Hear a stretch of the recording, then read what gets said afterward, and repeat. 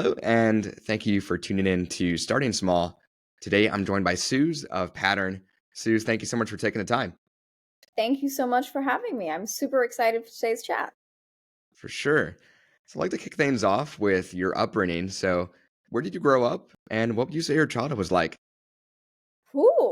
So I actually grew up in a very small lead smelting town in South Australia. So I live in the States now. I've been over here for about 12 years, but originally from basically the outback. So Mm. yeah, we had like one traffic light. It was very exciting when we had the ribbon cutting ceremony.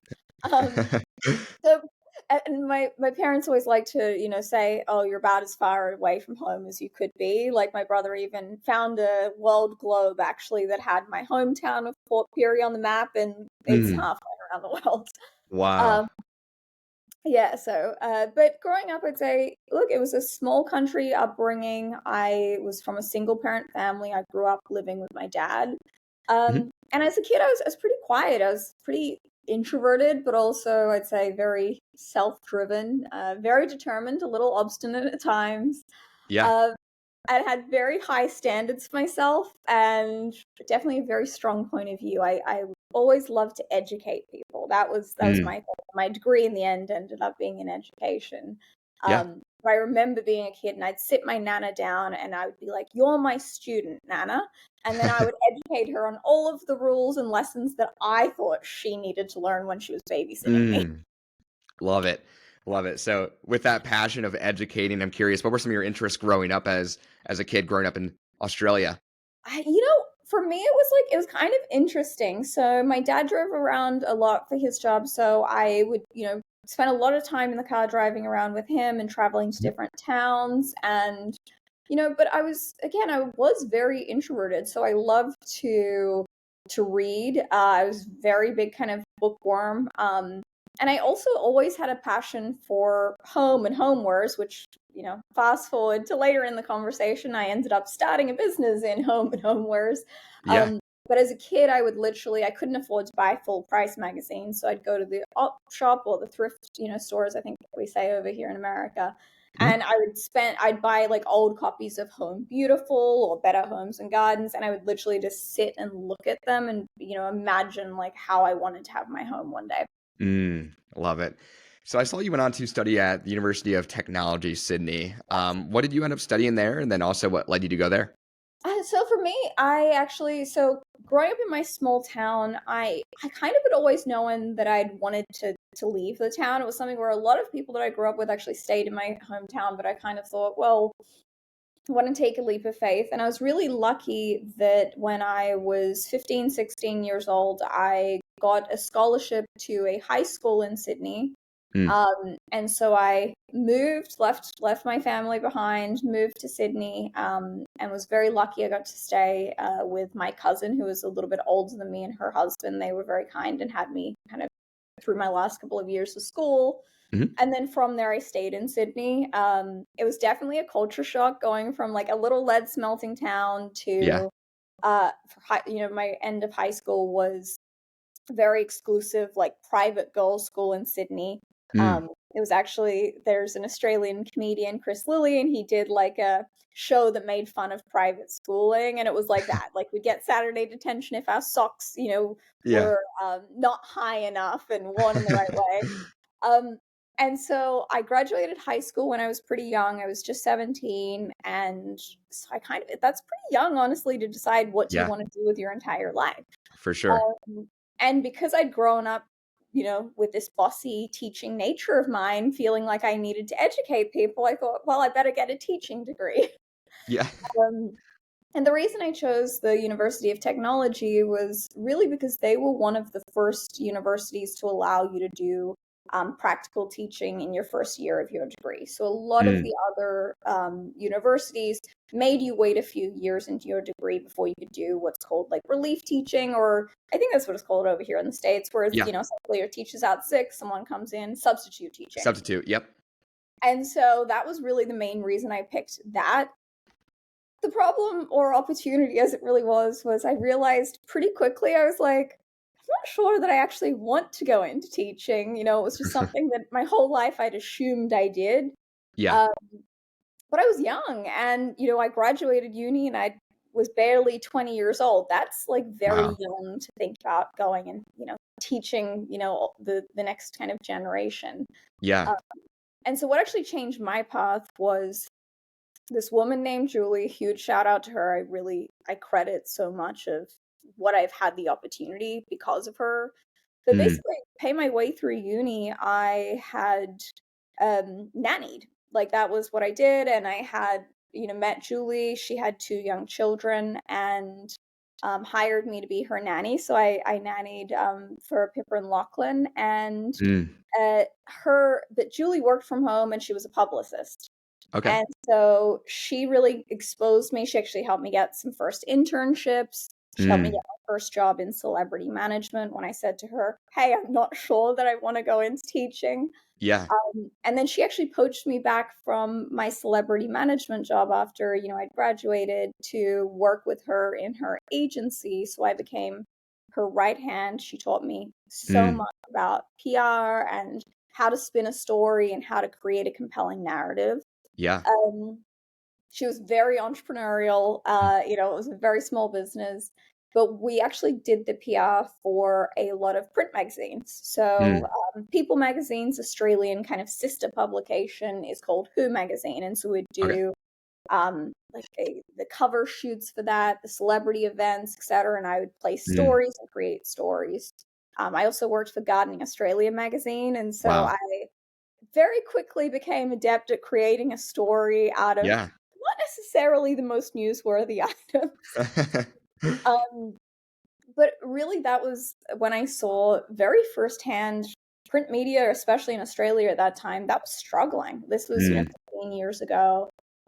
Sales were not what they were. Mm. And it was the rise of digital and digital media as we know it. And for Yeah. me, I kind of, it put the bug in me. I was like, I want to be somewhere where I'm kind of at the forefront of what's happening in digital. And I also wanted to be somewhere where being young was like really an asset because not that many people had that much experience. Yeah. So, I could have a fair playing ground.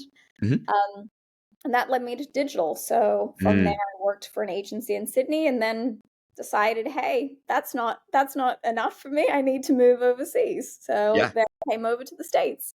What a journey. So, I mean, getting in from the education background, shifting into PR, and then a massive shift, moving to the States. How did that opportunity arise, and what did that look like, that piece of the journey for you? For me, it was interesting. I think most Aussies end up in the UK. So that's Yeah. something where you'll often hear an Aussie saying, "Oh, I lived in London for a few years." So it was something where I thought, "Oh, I'll probably end up in London." But honestly, I hadn't had the opportunity to really travel at all. The furthest I had been before I moved countries was to Bali, which Mm. is right by Australia. Yeah. I'd never really been properly overseas. I'd never been to Europe. It was something that I'd always aspired to, but always I didn't come from a family that were able to provide substantial financial support. I had to pay my own bills, and Mhm. so I'd never had that opportunity to just go and take a vacation. And I'm Yeah. also kind of an intense person, so I was like, the idea of taking a vacation overseas, that doesn't seem productive. Why Yeah. don't I just move countries? That'll be much more productive. So I probably planned for about 6 months. I decided actually to try the US before I went to London because I knew in London, the company I was working for in Sydney would just open up a London office. So I thought there's a Mm. pretty easy, kind of glide there. Yeah. What is life if you don't take some chances? And then it was really, do I come to New York or San Francisco? Mm. Obviously, I'd never been to either. So it was very much what I'd seen on television. And what I'd seen on It's television was a different. lot of friends growing up. Mhm. Um, and I thought, well, I'd love to see the snow. Yeah. And I would love to live in an episode of Friends. And so planned for about 6 months. And honestly did a lot of cold reach outs and stalking. I had no idea how the American job market worked. It was like Mm. one of those things where I really was very naive, and that probably worked in my favor. Yeah. I sent probably, I don't know, 1,000 emails and LinkedIn's. Like Wow. it was it I kind of one day want to go back and dig them all up and see how far Yeah. it's come, but sent a lot of cold reach outs. I'd say obviously most people ignored me. A Mm, couple of people were kind enough to write back, but it was kind of like no. yeah. Um, and I got very quickly schooled on the fact that you actually had to be in the States before someone would really consider you for a job, and also how quickly the job market moves over here. Like in Australia, you give at least 6 to 8 weeks notice. Wow. Whereas over here, it's obviously much more like the 2 weeks. And so it's just a very different pace of how things move. Yeah. Um, so I decided to ultimately hop on a plane, landed in New York. I arrived late on a Friday night. And Mm, then one of the people that had been kind enough to write me back was this Aussie girl who was based in New York. And she had a recruitment agency, and mm. she agreed to have a coffee with me on the Monday morning. So, of course, I Wow. made it like 9 a.m. on the dot the Monday morning. Yeah. And I'm still jet lagged at this point. And I turn up to her office, and we had a great conversation. She didn't really have any formal roles. She was worked in fashion recruitment, which is not my background and bread and butter. But she Yeah. did meet someone socially that she was like, I know someone that you should meet. I said, amazing, great. And she goes, let me text him. I think you guys really get along. And so she texted this guy who's called Emmett Shine, who is my co-founder of 12 Wow. years. We've worked together now. Um, and he is an absolute creative genius. And he texted back saying, "Sure, I'll meet this girl for coffee." In my mind, I was like, "That's it. I've got a Yeah. job interview. I like this is it. I'm gonna make the most of it." In this poor guy's mind, he was literally just doing a favor and having a coffee with someone. But I like literally met him like I think it was 2 hours later. It was like I'd met her at Wow. 9 and I met him at like at 11 a.m. We Wow. had an office on the Bowery at that point. And I met him and I was like, I'm going to get this job. I interviewed myself. I was like, here are all the things you need to know about me. Here's why I'm so awesome. And kind of, again, I think, taught him or bussed him into why, I was needed in what was his agency at the time called Gin Lane. Mm, And he and I were kind of polar opposites, but we have some things where we just really got along. I think we're both intensely passionate people that are really driven and mm. really want to create something. And there was this connection. And so, he and I got along really well. He called me up like 2 days later and we had the funniest conversation. It was on squirrels. We literally spoke for about half an hour on squirrels Wow. because I'd never seen a squirrel before I came to America. We spoke on squirrels. He liked the fact that I'm a little quirky, and so I'd said, I think squirrels look like a Kevin to me. Well, even to this day, 12 years later, I still say, hello, Kevin, when I see a Oh my squirrel. gosh. Suddenly, he was like, that's it, need to work with this girl. And so I think by the following Monday, I started work. I had to get my visa sorted, and that was a lot of Wow. paperwork. And it took me, between multiple visas to get my green card to then finally, actually, earlier this year, I got my citizenship. Wow. No, Um, that's incredible. I mean, super bold. Did you have a place at that time, like an apartment, or oh and was it gosh, just no, you? I it was me and my cat. So Oh my gosh. my cat Buttons is still with me to this day. He is, but he was only a year old at the time, so I brought Wow. him over too. I don't do things in halves. Like I really jump both. Yeah. No, I didn't have a place. I actually the journey to find a place was quite a reality check. 'Cause again, I thought I Mm, was walking into an episode of Friends.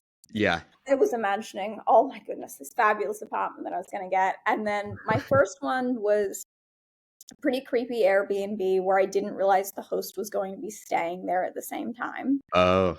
From there, I found a place on Craigslist that I'd seen furnished as like a short-term sublet and Mhm. hadn't thought to ask, "Oh, are you taking all your furniture because this is a short-term, sublet?" 'Cause the girl was moving out. So I arrived there and it was empty. Wow. So I had to go and get like a blow-up mattress. And it was just such a contrast because I'd go into work each day, trying to project that I had my life together. Yeah. And in reality, I was on a blow-up mattress that was sinking into the floor because also with a cat, his Yeah. claws would create holes. So finally, I got an apartment, a little studio on the Upper East Side. And again, that was a reality check of New York Yeah, real estate is not like Friends portrays, for and sure. has a lot to answer for, I would For say. sure. So what did that journey at Gin Lane look like for you? What was that role you got hired in for? What did the team look like at that point? It was interesting. So I was hired in as an account manager. So Mhm, really for us that was client management, business development, but also the project management and coming up with processes. mhm, It was interesting. So we were a really small team at the time. For those that aren't familiar with Gin Lane, we were a brand marketing agency. At the time that I started there, we were actually still working with larger clients. So I think a lot of people these days just think of Gin Lane as what it became, which was kind of this startup powerhouse where we'd work with entrepreneurs and launch them to market.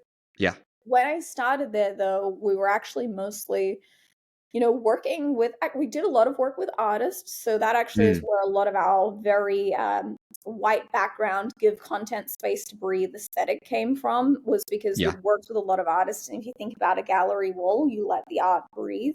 And yeah, so that was actually something we applied to digital. But mm, we also were paying our bills with larger clients. So we worked with Adidas, or as I said back in the day, Adidas, which is yeah, technically the correct pronunciation. that's true. We worked with their women's global team, Mm, and we also then ended up going on to work with Nike after that. And so a lot of these larger businesses. Um, but when I started, we were just getting our feet wet in the startup world. The first company we helped to launch was called Harry's, which is a men's mm, razor company. Um, and really, I think that got us excited about the potential of startups and working with earlier stage businesses.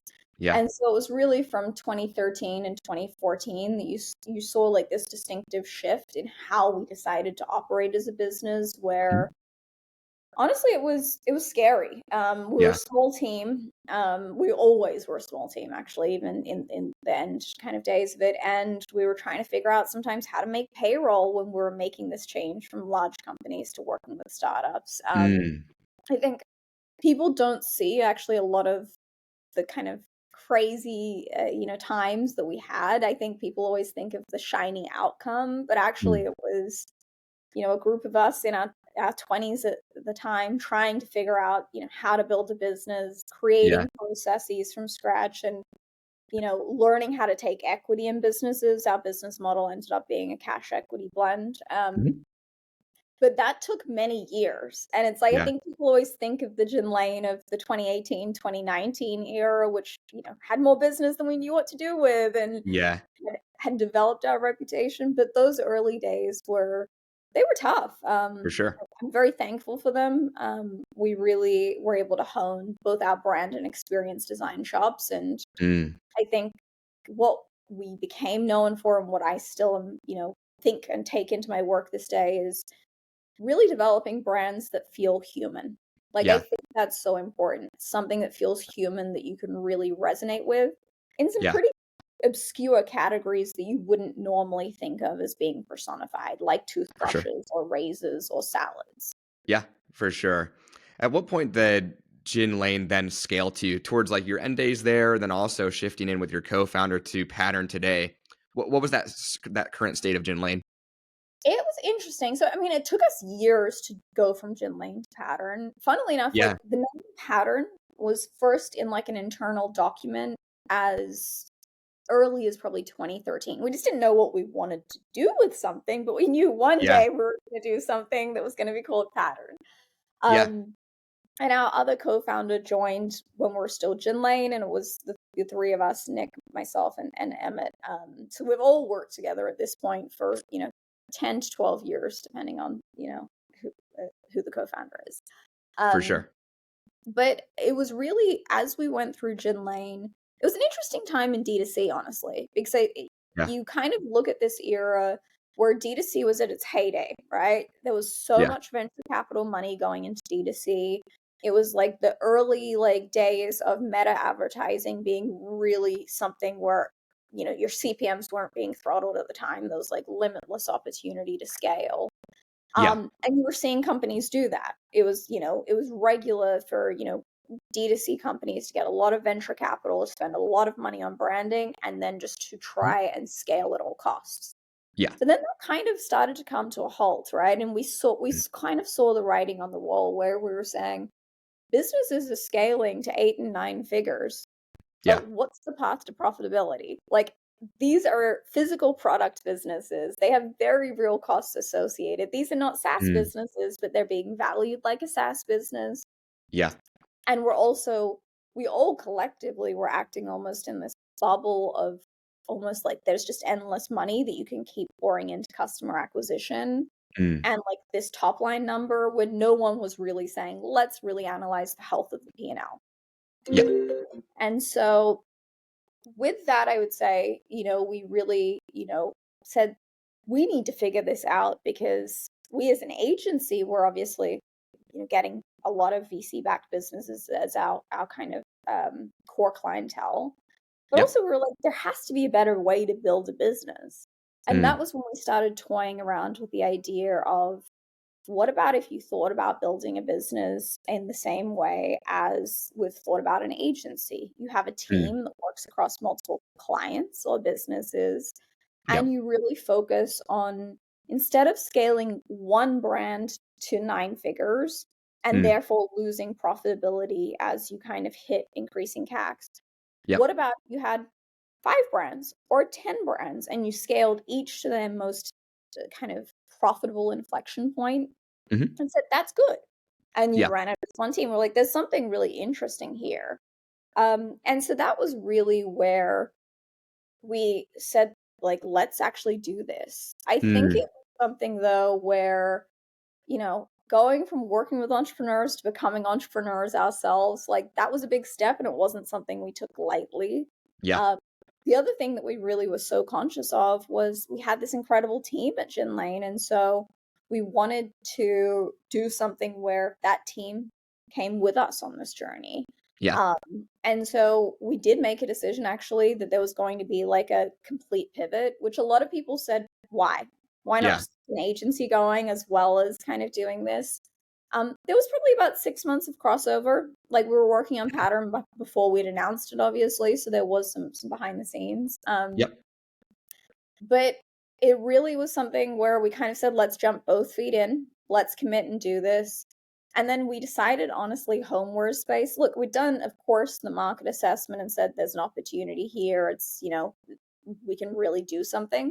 But Yep. also, there was a part of this was just authentic to us, to be For sure. honest. We were all at that stage, late 20s, early 30s. Mm. And we were kind of going through these processes of making and shaping our homes. We'd kind of upgraded from IKEA. Yeah.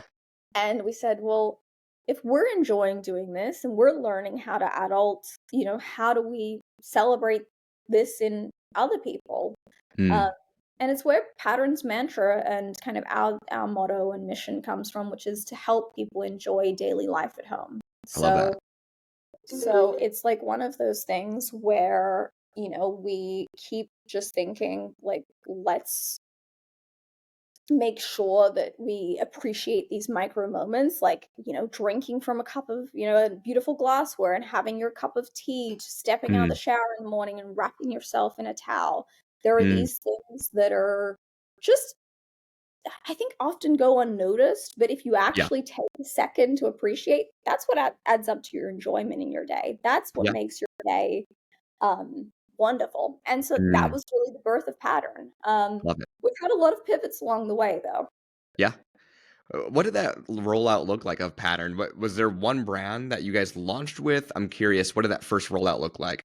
So there was. So we started out actually incubating brands. So that Yeah. was where, we announced in August of 2019 and we said, we're going to incubate. And we incubated our first brand, which was called Equal Pods. Mhm. Um, Honestly, we made a lot of mistakes. There was a lot of learnings. And we then very quickly incubated our second brand, which was called Open Spaces, and Mm. to this day is one of our key brands. Um, and I'd say with Open Spaces, we really took the learnings we had from EqualPods and applied them. It was our first Mm. time creating physical product, dealing with supply chain. Yeah. Um, and so it was a steep learning curve. And then from there, really what changed the path for Pattern from incubating to acquiring was 2020 happened. COVID happened. Mm. If COVID hadn't happened, we were actually incubating a home improvement brand. Yeah. So it's so funny to think back to these moments in life where this micro decision you make kind of changes your trajectory. Yeah. Um, I know even like it's like the sliding doors moments. I know there's so many of them in my personal life, but COVID and that pivot really Mm. changed the game for Pattern because we stopped incubating because we couldn't travel to the factory. We couldn't go and Mm. like walk the factory floor, and so much of what you're doing is kind of collaborating with your manufacturer. Yeah. And it was also Amazon aggregators were having this amazing moment, and Mm. we said, well, it's kind of interesting because they're onto something smart, but we had some concerns about the longevity of Mm. um, brands that were purely built on Amazon. And I think some of those concerns have proved to be very true. We're Yeah. big believers in, the power of having a direct relationship with your customer. Um, Mm. we always say direct with consumer versus direct to consumer. Like to us, this is a two-way, I like dialogue that. and relationship. Um, but really, we said, let's try and acquire a business. Um, Mm. we didn't know how to do that. So Yeah. it was something where we had no idea. We Googled, how do you acquire a business? I think the good thing about us is, again, when we commit fully, and we're not too scared of saying, well, we don't know how to do this, but we can learn. And I think Yeah. that's much of like entrepreneurship. You may not know how to do it the first time around, but you can learn. Yeah. And so Love that. by April of 21, we had acquired our first brand. And from there, we've made 6 acquisitions over the last Mm. couple of years. And basically, what we do is we acquire all of the assets. We give exits to founders that may not have had exit opportunities available to them otherwise because they're not Mm. quite at the private equity kind of exit stage. Yep. Um, and then we really build and scale the brands. And it's been really wonderful to see how this mission of helping people enjoy daily life at home, it Mm. may have come to life in a few different ways, but it really Yeah. has come to life in probably a way better than I could have anticipated at the outset. For sure. So mentioning the acquisition there, so when a new brand comes on, what does that look like for your team to manage that brand then? I mean, what does the team look like once a new brand comes on? Do you take any of their team members? Curious.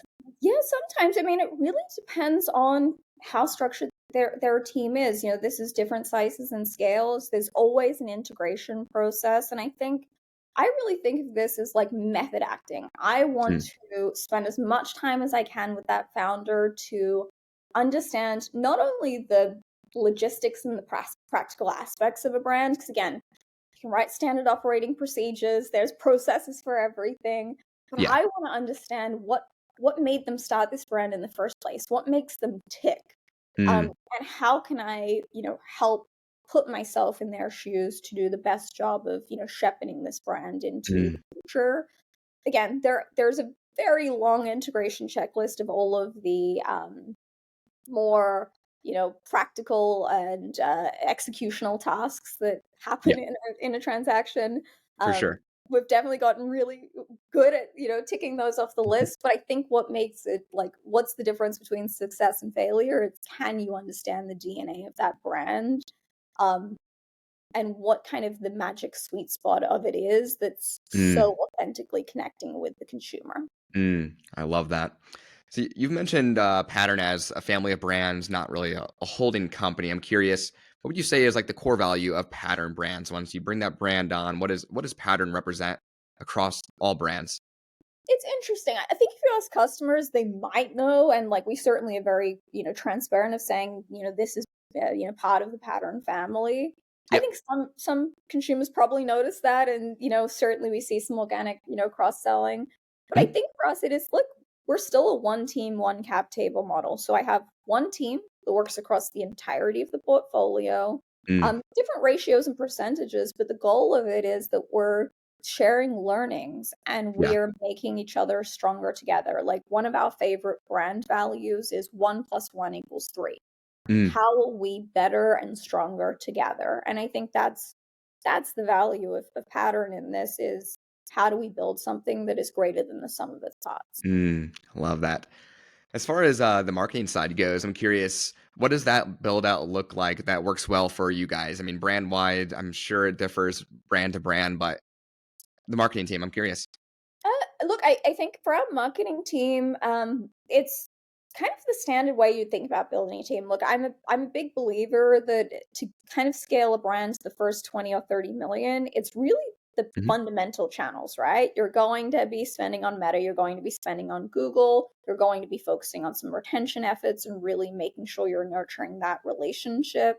You're Yeah, maybe going to be doing, and I'm a big believer in doing SEO very early because I think that obviously it takes time to work, but it's a yeah, pretty basic marketing stack.